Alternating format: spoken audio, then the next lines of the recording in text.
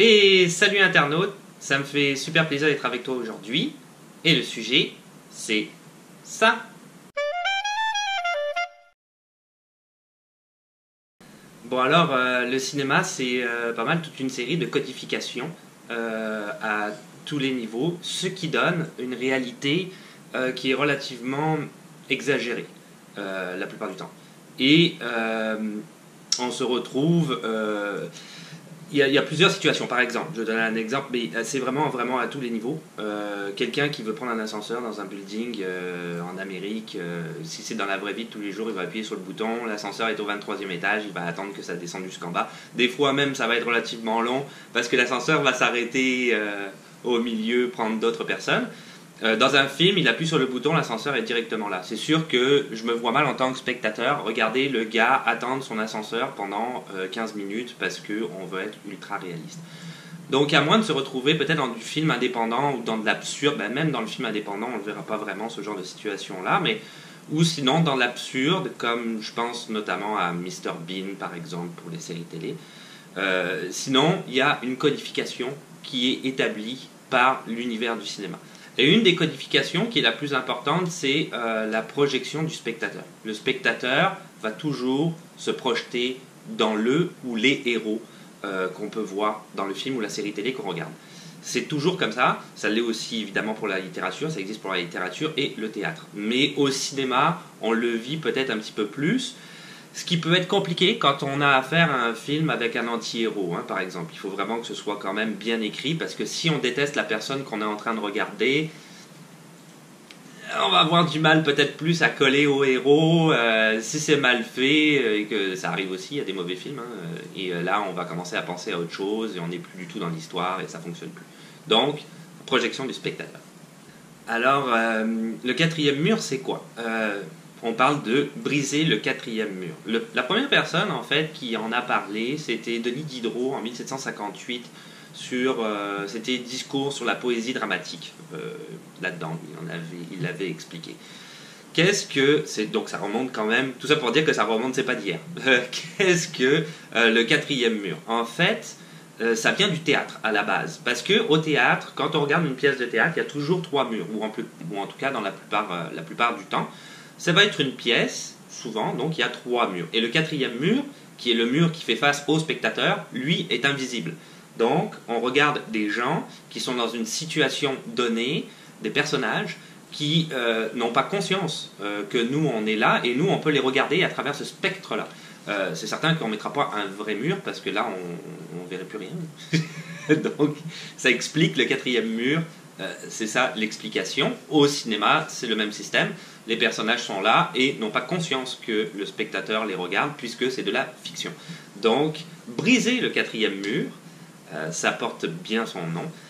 Ça veut dire que le personnage, et on le voit dans pas mal de films, il y a deux possibilités. Soit le personnage va directement adresser la parole au spectateur, donc dans un film, il va te parler. Je pense notamment à très récemment, j'ai plein d'exemples, mais très récemment à Deadpool en 2016, qui est sorti en 2016, où il parle au spectateur, et même plus loin que ça, il est conscient qu'il est un personnage de fiction et de BD. Sinon, il y a aussi la deuxième solution. Le personnage ou les personnages ne s'adressent pas directement au spectateur, mais vont empiéter sur la réalité existante.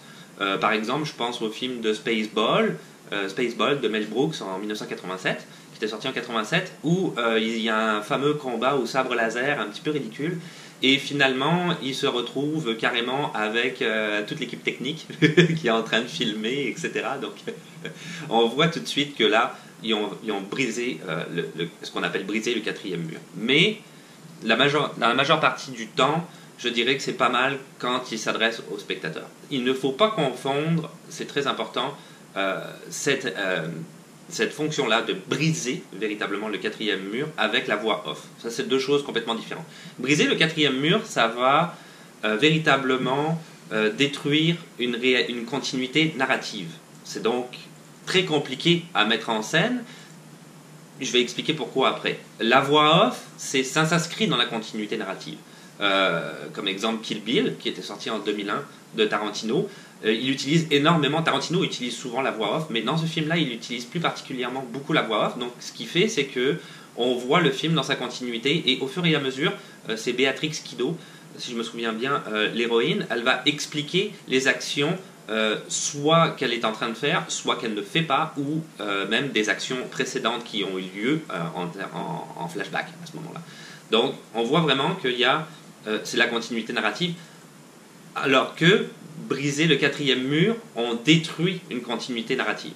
Donc quand on se retrouve dans cette situation-là, soit on va le faire pour briser le rythme, mais d'une manière qui est vraiment exprès, on va vraiment briser le rythme exprès, et parce que le personnage, le spectateur, pardon, dans ce que j'expliquais tout à l'heure, dans la projection par rapport au héros, donc je suis projeté dans la vie du héros, je vis ses émotions, je suis avec lui dans tout ce qu'il fait. Par certains moments, je suis frustré parce que j'aimerais ça qu'il puisse enfin se venger et ça n'arrive pas.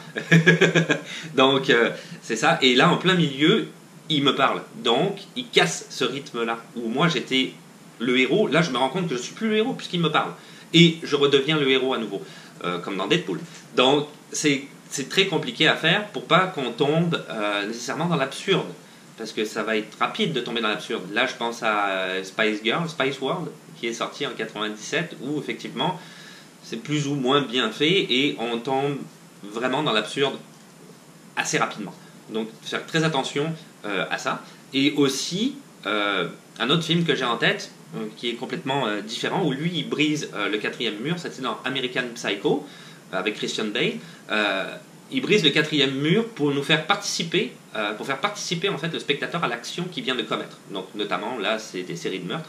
Il tue quelqu'un de manière sauvage et après ça, il parle ou il regarde la caméra de manière insistante. Donc là, vraiment, on est encore dans un autre système. Mais la plupart du temps, je dirais que c'est quand même souvent fait pour briser la continuité narrative, comme je le disais, et de manière quand même assez intelligente, je pense.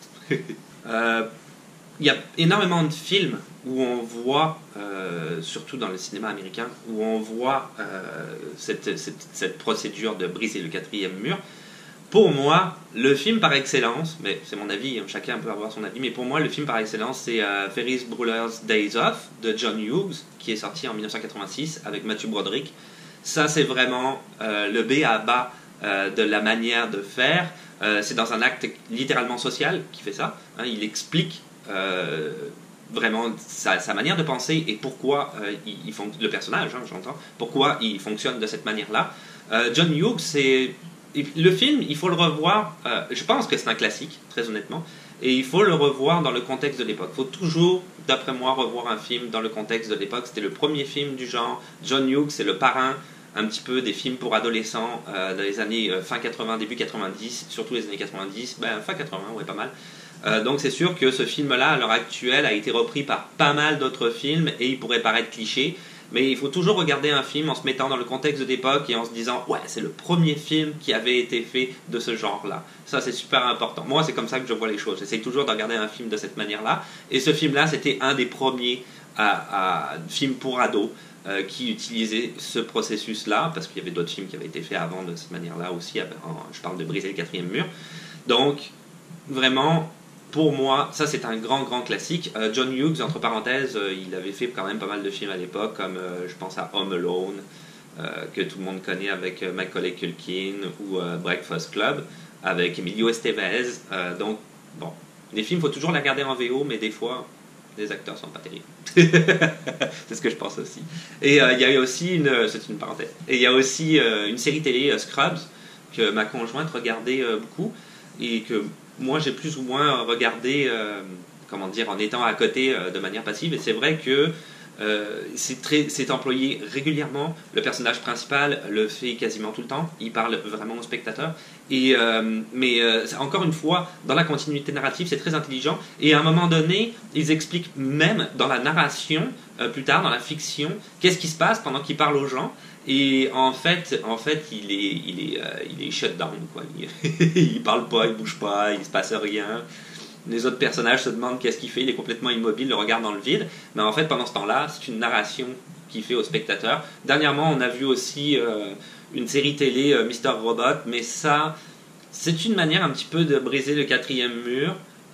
C'était avec Malik, je ne sais plus son prénom exactement, et Sam Esmail, le créateur. C'est, Je pensais que tu parlais de Rami Malek. Rami Malek, c'est ça, le héros de Rami Malek, le héros de Mister Robot. Une série qu'on a quand même pas mal aimée, surtout les premières saisons, peut-être un petit peu moins la dernière saison, parce que on dirait que l'originalité du début de la série s'est un petit peu estompée. Mais parenthèse fermée, le personnage étant, je veux pas non plus donner pour ceux qui n'ont pas vu la série des trucs sur qu'est-ce qui se passe dans la série exactement, mais le personnage étant un petit peu schizophrène.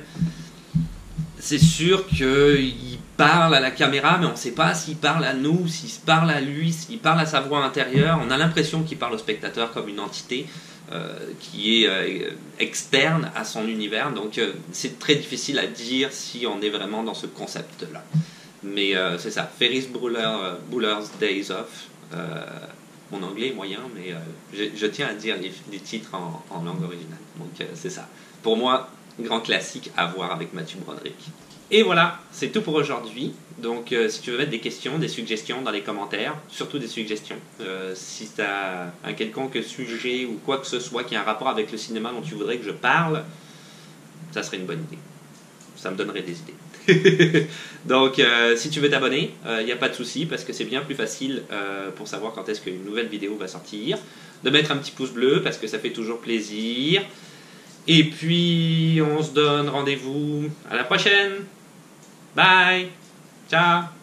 See you. Bye.